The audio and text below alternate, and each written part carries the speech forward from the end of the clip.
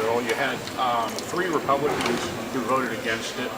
How important is it for you to get 109 votes? I think, well, obviously at some point, if the governor vetoes a map, I guess it's important to get 109. But this is, as I said, for the past week or two, this is the start of a legislative process. And while the speaker noted we had bipartisan support, there also obviously was some Republican opposition, which tells you it's probably a pretty fair map. And we've tried to do this in a fair way. So I think a lot of the opposition at this point on the Republican side is localized opposition, and we're going to continue the dialogue. We're going to continue speaking with our members and try to work through some of those issues as the map works its way through the Senate. Is it important to show you have those 109 votes when the conference report? Well, you know, I think we just passed a map that we believe is in the best interest of the state, and let the governor do what he's going to do. I mean, I'd love to have, I told you the other day, I'd like to have 162 votes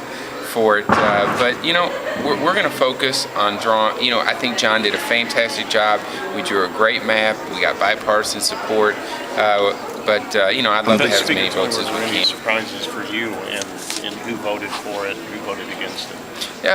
No. I think it was. I think some of the members that voted against it on our side were concerned with their specific area, like Representative Diehl mentioned. But you know, I've spoke with those individuals, and so no, I don't think I got. John, did you get many surprises? Oh, I don't think so. Actually, I think initially for the first round of voting, it actually went a little better than I thought. And if you looked at where we were 2 weeks ago versus last week versus earlier in the week versus yesterday, I think the map is trending in the right direction to get a pretty broad consensus to it. Yeah. Were you surprised at all that the Senate didn't bring up the redistricting map, because they were supposed to have done it?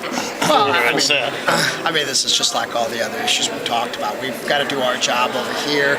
I'm not going to concern myself too much at this point on how they run their process. I'm going to respect their deliberative nature of their body, but this is something they're going to have to start addressing before the end of session. Why did you third read and perfect on the same day on that?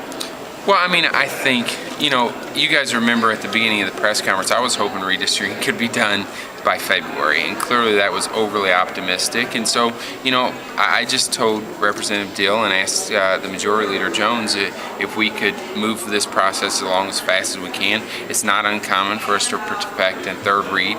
We've done that. I was floor leader for almost 4 years, and we did it regularly when needed.